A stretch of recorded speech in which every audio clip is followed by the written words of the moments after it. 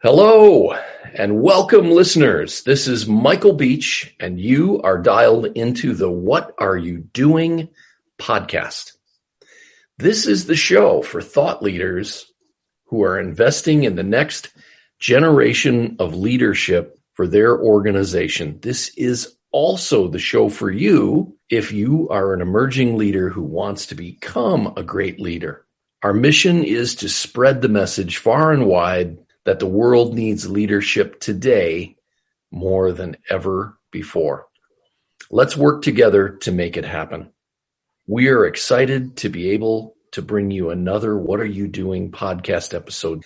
At Michael Beach Coaching and Consulting, we're on the front lines every day, helping people to prepare themselves and helping them to prepare their emerging leaders to become strong and courageous leaders. It's a calling, and we love answering the call. Today, we're calling on you to join us. Let's work together to help more to be able to answer the call to leadership and provide leadership around the world. I'm especially excited today to have the opportunity to introduce you to today's special guest, my friend, Casey Profita, the CEO and founder of Gophermods, a Minnesota-based company that repairs an extraordinary and dizzying number of types of technology devices, from iPhones, iPads, Samsung devices to MacBooks, Apple Watches, computers of many sizes, shapes, and types, to Chromebooks, tablets, iPods, and game consoles. My goodness, these guys can fix just about anything. And take it from me, they can fix it well and in next to no time at all. I've watched Casey and his company grow and develop over the last 4 or 5 years, and I'm delighted to have him here to talk with us today. Casey, welcome. I'm so glad to have you here today. Mike, I'm delighted to be here as well. We've been working with each other for 7 years now, talking about leadership. You're coaching a lot of people on my team, so I'm very excited to be on this podcast with you today and discussing leadership. 7 years? Wow, that's a long time. It went by in a flash. Yes, it did.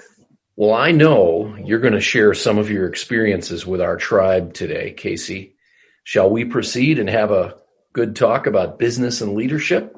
Let's do it. Awesome. Casey, I don't know if you knew this about me or not, but I'm a bit of a music fanatic. Because music is so central to my life, I like to ask my guests about their musical tastes. Would you be willing to share your favorite musical artist or your favorite song with us?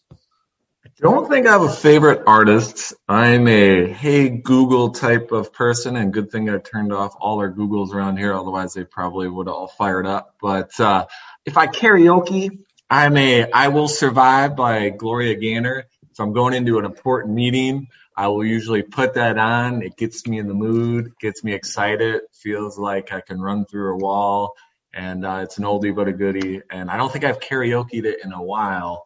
But I look forward to when life returns back to normal, finding a karaoke bar and belting that one out. I hope that I'm there to see it when you go back to sing Gloria Gaynor, I Will Survive. That song takes me back to when I was a young man, and I am not a young man anymore. My goodness. Well, thank you for sharing that with us. I always love hearing what people like in terms of music. I'm sure that our audience would love to hear a bit about some of the great books that you've discovered over the years. What's the best business or leadership book that you've read, Casey? There are so many. I'm trying to think of just one is so challenging. And I don't think it's a leadership book, but I found something in it for me. And I think as we get into it a little bit later, talk more about my story, it makes more sense. But it was Shoe Dog by Phil Knight. Phil Knight, the guy who ran Nike. Correct. Yeah, great book. You recommended that to me a number of years ago, and I read it, and I enjoyed it. What was it about Shoe Dog that made you enjoy it so much, Casey? I think it was Shoe Dog along with Pour Your Heart Into It by Starbucks. Well, I'm just blanking on his name right now. It was I don't want to call it shared sacrifice, but you look at these global icons, these global brands, and you go, how did they get there? It seems so effortless and easy. And granted, it's his book, so he can paint it in any picture he wants. It may have not been that hard, but it really felt like, okay, all right, it just isn't always so easy. And hearing about stories in the 70s and the 80s of competition, the challenges, and the human side of Nike, which you just look at it as some juggernaut machine that has never gone wrong and has been perfect and flawless its entire life. You see the flaws in it. You see the flaws in Phil Knight himself. And it makes it relatable when you're a struggling entrepreneur, a small business owner that is just trying to keep his head above water. And I found solace in that. Like, all right, we can do it. We can do it. And I was, again, it's like, oh, great, just do it. Yeah, exactly. Thanks, Nike. But it was really, just seeing that struggle, being able to relate to it on a very human level and just finding confidence in yourself. That's very cool. Well, I appreciate you sharing that with us. So Casey, Gophermods repairs an amazing array of technology devices. Can you talk a little bit about your business and why your customers love to work with Gophermods when they have a technology device with a cracked screen or a dying battery that needs to be repaired? So we specialize in IT hardware, mainly mobile technology. So iPhones, iPads, MacBooks are our bread and butter that we see every day at all our locations across the Minneapolis metro. Mm-hmm. And one of the drivers of success, why customers keep coming back to us since 2010, is speed, convenience, and quality. Speed, most of our repairs are done in about an hour if we have parts in stock.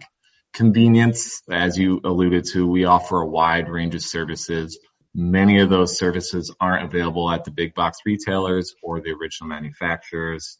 And quality, going back to 2010, we were fixing the very first iPhone, first iPads, game consoles, and we came up with our own quality control checklists. And I really like to think that we were one of the first repair facilities that were always forcing a quality control of our service. And as a result, customers know when they come in, we're not just, here's your device, have a great day. Here's your device, and let me show you that it's working. Builds that peace of mind, again, along with that convenience and in that speed of that turnaround time. And our customers have been coming back for the past 11 years. Sounds like you and your team are very, very focused on the customer's experience and making sure that it's a positive one. Absolutely. Well done. At what point along your journey did you become interested in leadership? How did you come to get involved developing leaders like you have? Oh, I can remember the day we first met, I believe at a Perkins. I was contemplating getting a job at Target just so I could see other leaders in action. That's how desperate I was. I think I was 25 at the time. Just being young and dumb, realizing that there's only so many walls you can run through yourself before you hit one that you can't run through. The 90 to 100-hour weeks are just not sustainable. And you can't be everywhere and do everything. And that was really around 2014 and 2015, I believe, that time frame when I had that, I think I have to do something different here. And that's when I really started focusing on leadership. Okay. Thanks for sharing your story with us. Did you have mentors along the way who made a big investment in you or took an interest in helping you to become a leader? Like a fool, looking back in like 2010, 2011, 2012, when we were first starting, there were many people that I think extended an olive branch, a hand, wanted to help, and I shunned most of them away. I don't know why. I felt like I was just a young, dumb entrepreneur with this cape and a Superman logo on my chest. I was like, I can do it. I don't need these people to tell me how to do it. And not until I started working with you did I really have anyone to mentor me or take an interest in seeing myself develop as a leader. Well, it would have been marvelous in retrospect, I would imagine if you would have given those folks a chance to kind of take you under their wing and show you some of the things that you've learned since, huh? It's funny. I think one of them actually was a competitor. I'm not going to say who. They came in, they had all their devices serviced by us. Pretty sure they wanted to invest in us and have a sit down, but at that 21-year-old age, I didn't really care. And I think that really definitely came back to bite me in the butt because they're one of our biggest competitors. So I guess I inspired them to get in the business and still competing with them this day. Well, thanks for sharing that learning lesson with our tribe. I'm sure they will all benefit from what happened in your experience. Over the years, Casey, I have to imagine that you've built some great teams and developed some strong teamwork and collaboration among the people on those teams. Would you share with us how you developed strong collaboration and teamwork? It starts with communication, and it really starts with your own communication with yourself, asking tons of questions, knowing your own weaknesses, your own strengths, how people perceive you. And that definitely takes a lot of time, self-development, investing in yourself. Once you start knowing yourself, you should really start investing in knowing your team. With all the chat rooms we have now, Slack, GChat, you can reach out to anyone on your team instantly. Weekly status meetings with my team, daily check-ins on the professional level, but also on the personal level, knowing people's birthdays, knowing, what's going on in their family, if they're having a kid, if it's their anniversary, if they're favorite musicians in town and, should give them tickets to go to the concert, or make sure that they have time to be able to do that. And ultimately, collaboration and teamwork requires being fair and balanced. Life happens. We're living in that right now with COVID. We can't just be so rigid with everything that we're looking at and just recognize that we're all in the foxhole together, and you got to look to the guy or girl to your right or left and recognize that, they're on the team, whether you like it or not. We're going to get through this together, and it's better to do it as a team versus doing it on your own. Amen to that, my friend. I was having a conversation with a client a few days ago, and we were talking about how to build strong collaboration and teamwork. And I think I made him laugh out loud because I told him there's a couple things you need to keep in mind. First thing you need to think about is you need to be the one to go first. If you want to build a better relationship with other people, then show them that they can trust you by being trustworthy. I said, and then the second thing you need to do if you want to build strong collaboration among a team is you got to stay focused on the 3 Ps. And he said, the 3 Ps? And I said, yeah, there's only 3 of them, the 3 Ps. And they are people, people, and people. That's when he laughed. He goes, you're kidding me, right? And I said, no, I'm serious. Think about it.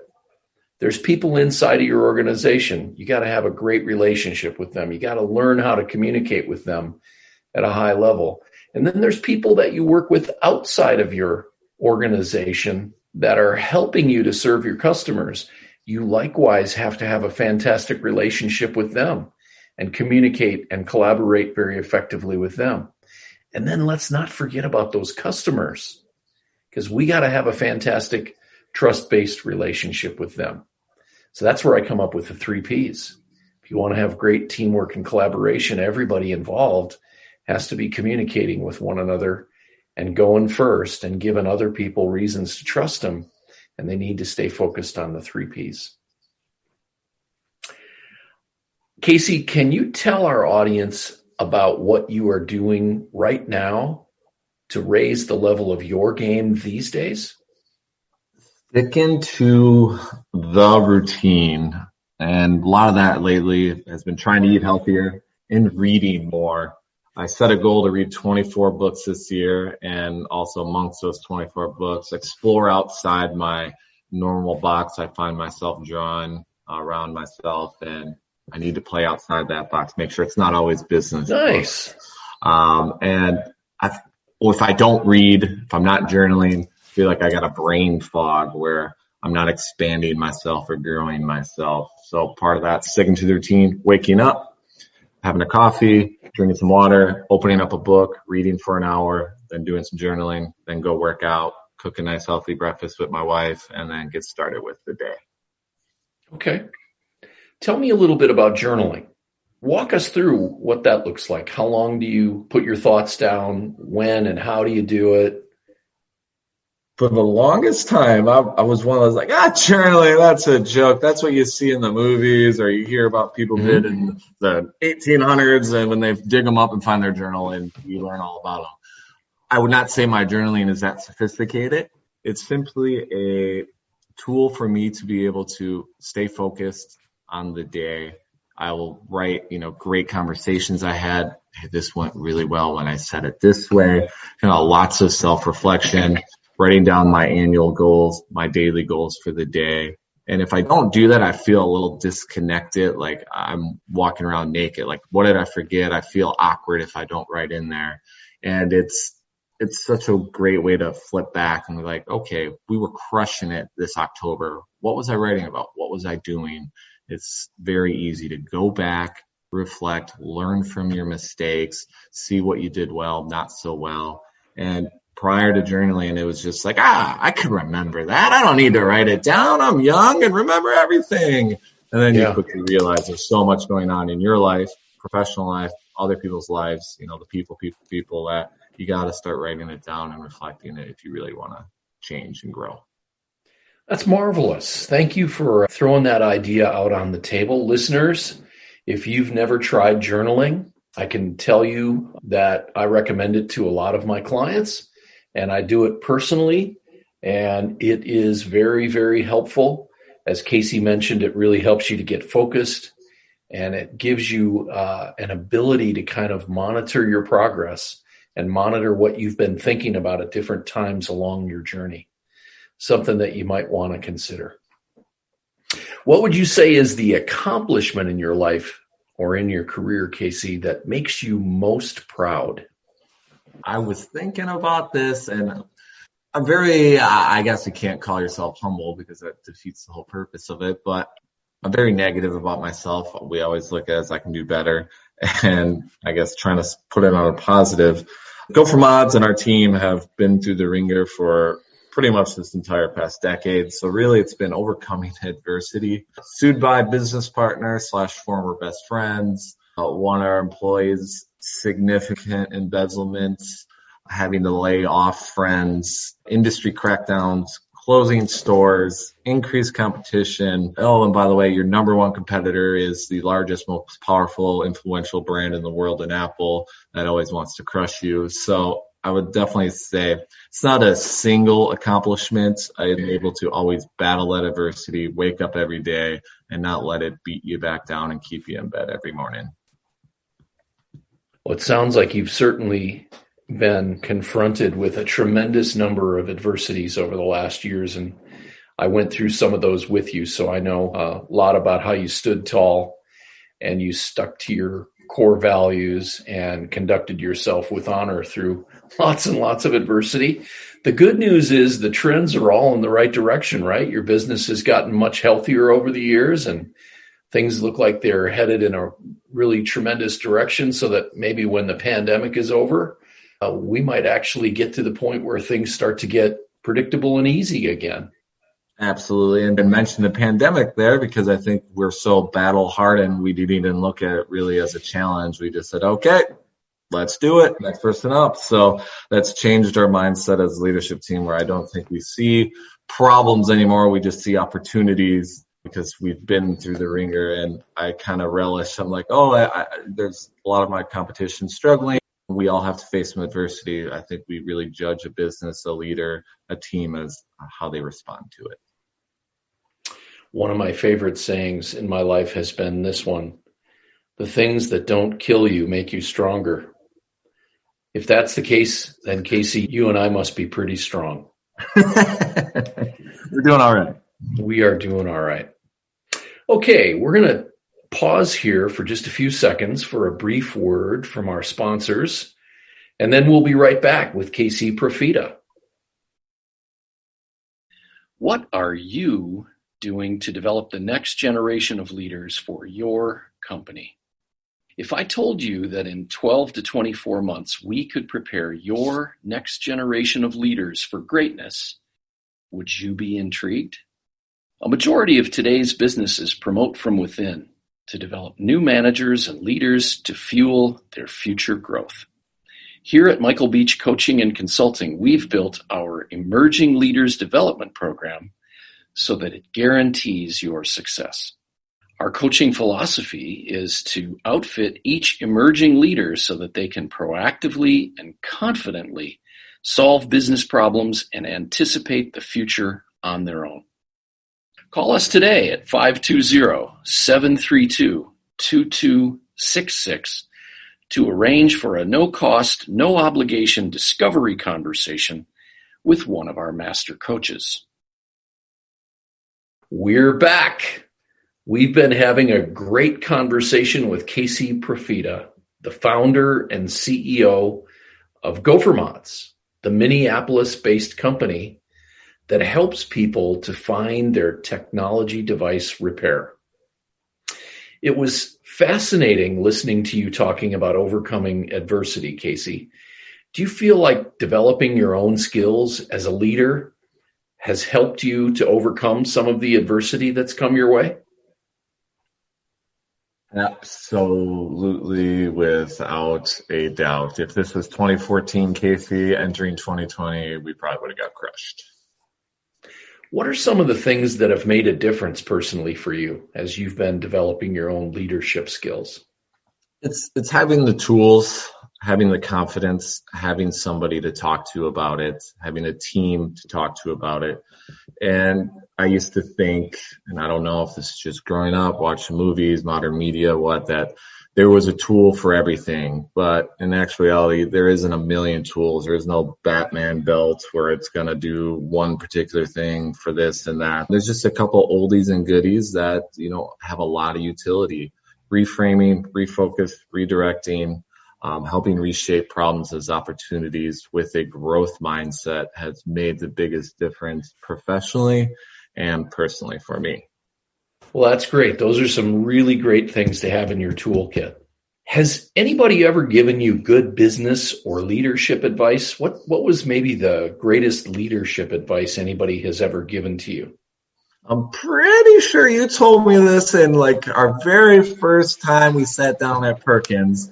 And I think I was clearly frustrated. And I think you said, Casey, no one will ever care as much as you do. And that was in the scope of your own business. I believe I was frustrated that I couldn't get my team to care as much as me, want to put in 100-hour a week, want to make everything perfect.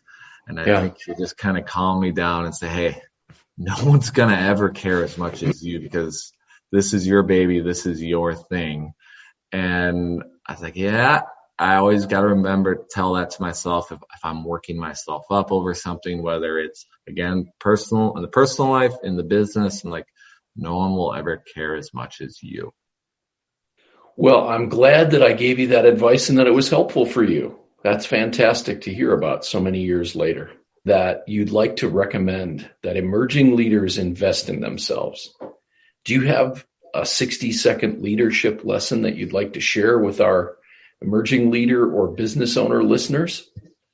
I promise Mike didn't pay me to say this, but get a coach and start investing in yourself. I was very fortunate at 25 that I decided to start making that investment. And I remember when I did it, I was watching every minute of every session and going, did I get my return on my investment back yet? And now, all these years later, I know I still have a ways to go, but you really appreciate that value of those conversations you had with my younger self.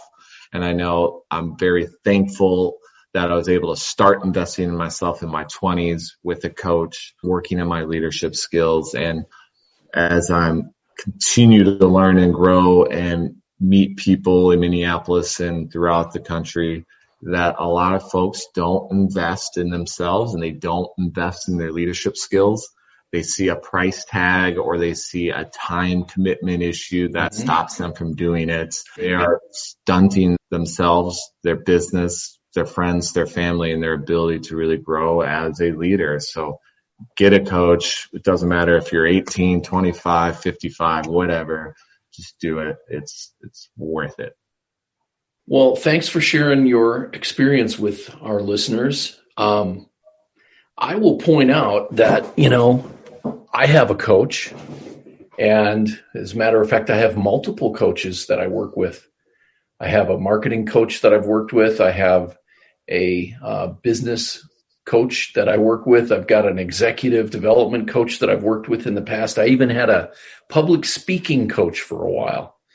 I've kind of noticed over the years that people who perform at the highest levels often make investments that people who don't perform at the highest levels don't make. And coaching is one of those investments that you can make. Casey, let's assume that some of our listeners may one day decide that they want to pursue working with a coach. As a guy who's had some experience with that, what would you recommend that they look for in a coach before they hire them? The first thing I can think of, which is kind of obvious, you have to like them. You talk a lot with them. You're going to share some really private experiences. The more open and honest you are with them, the more success you're going to find. So really starts there. If you don't like them as a person, I don't think you're going to like them as a coach. 2, shared experiences. If you are in IT, find somebody that has some shared experiences in IT. If you're in fashion, find somebody that's got experience in fashion. E-commerce, explain it. Share those experiences. A proven track record. This day and age, anyone could slap and say, I'm a coach. And okay, well, tell me what you've done. Share your experiences, and they might be able to BS it or kind of fake it a little bit. But after a while, it's going to be a little obvious that they really haven't done it. They can't talk the talk or walk the walk, however that quote goes. And probably the 4th one, and this was good for me when I first started, finding out, are they a consultant or are they a coach? Consultant's just going to give you all the answers. A coach is going to help you discover those answers for yourself, which is a lot more powerful. The good old, you can teach a man to fish saying. And I feel like that, especially with me and the rest of my team, is we got to figure this out ourselves. And if we pay somebody to just tell us all the answers, we're not really growing or learning. Tremendous advice there for anybody that's thinking you might want to work with a coach. And there are, like I mentioned before, all kinds of coaches that you can work with. If you feel like you need some help with public speaking, there are great public speaking coaches out there. If you feel like you want to develop your leadership skills, there are great executive development and leadership development coaches available. If you're a small business owner and you feel like you haven't really reached your full potential as a business owner, you can get a certified business coach. Whatever it is that you feel that you need, this again may be very self-serving since I am a coach for a living and a consultant, but I highly recommend that you consider hiring a coach to help you with whatever your challenges are. You'll find oftentimes it'll be one of the best investments you've ever made in your life. Casey, how much of a value do you place on emotional intelligence? When you're recruiting new associates to your company or you're developing a new leader for your leadership team, how much importance do you place on emotional intelligence? If we're going to put that on a scale of 10, 10 being the most important, it's a 10. And emotional intelligence, I feel like, is a protective bubble, force field around you that you got to keep investing in. You got to grow it. And as soon as you stop, you're going to start getting your bubble burst and you're going to make super irrational mistakes. And you won't learn from those mistakes because you just can't disassociate yourself with reality and the emotion of the situation. We watch Shark Tank or we watch these shows or we watch these podcasts. We scream at the TV or tell ourselves, I wouldn't make that mistake. And we go, are you sure? Are you sure? Because how do you know that to be true? And I feel like emotional intelligence is where you can kind of have an out-of-body experience and just take a step back. Okay, all right, I see what I'm doing here. I'm making that same mistake. I'm getting a little too emotionally involved in here. I've done this before. What happened? Nothing good. Let's reshape this a little bit differently and attack it. And especially with our new associates, new techs, new store managers, and being focused on customer service, clients and customers, they'll get in that bubble.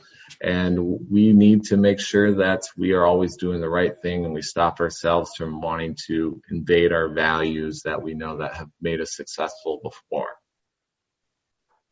Sounds like you think emotional intelligence is pretty doggone critical if you gave it a 10 out of 10. I like the idea that you put forward that it's a little protective bubble that you can kind of create for yourself. And if you stop working on it, the bubble gets pierced easier. And I tell people all the time that life happens. And unless you're God, you're not in control of what's happening to you. The only thing you've got control over is how are you going to respond to that circumstance? And when you have emotional intelligence, you respond in a very positive way. When you don't have emotional intelligence, unfortunately, far too often, you respond in the most embarrassing, most hideously, exposing way. And that's why I think you're right, Casey. Emotional intelligence is absolutely critical. Well said. What do you try to teach your emerging leaders when they become a part of your leadership team? What are some of the fundamentals that you try to equip them with? First and foremost, I usually tell them that they're going to make plenty of mistakes. I reassure them that I will make a bigger mistake today, this week, this month than you can make your entire year. And as a result, I want you to learn from them. A gem of a quote I've just found the other day was, "A mistake is a future benefit, the full value of which is yet to be realized." And within that same vein, only compare yourself to yourself and your own growth. I found that early in my career, I was always comparing myself to my other friends or my competitors that were small business owners or entrepreneurs, and they were doing better, and I just get depressed. But that doesn't help you grow or become better. It just makes you bitter, not better. So a lot of anyone new on the team is, don't look at the person to your right or left and see how well they can service the device or how well they can help a customer or problem solve. Is you're going to get there, but it starts with you, and only compare yourself to yourself. Otherwise, you're just going to drive yourself mad and get depressed. Well, there is some tremendous advice right there, listeners. Casey said, compare today's you to yesterday's you rather than comparing yourself to others. That is a pearl of wisdom right there, isn't it? Focus on positive momentum. I love it. That brings me to my final question for you today, Casey. It's obvious that you are on your way to becoming a pretty terrific leader. Can you please reveal for our listening audience the best single leadership development investment that you've ever made in yourself? We talked about it a little earlier. Besides investing in a coach, it's journaling. If you're an entrepreneur, especially today as we're recording this podcast, or a busy leader, you have shiny objects everywhere. Your journaling is like a balanced statement of your day and a snapshot you can reflect on days, weeks, months, years later and learn and grow from. Fantastic. Thank you, Casey Profita.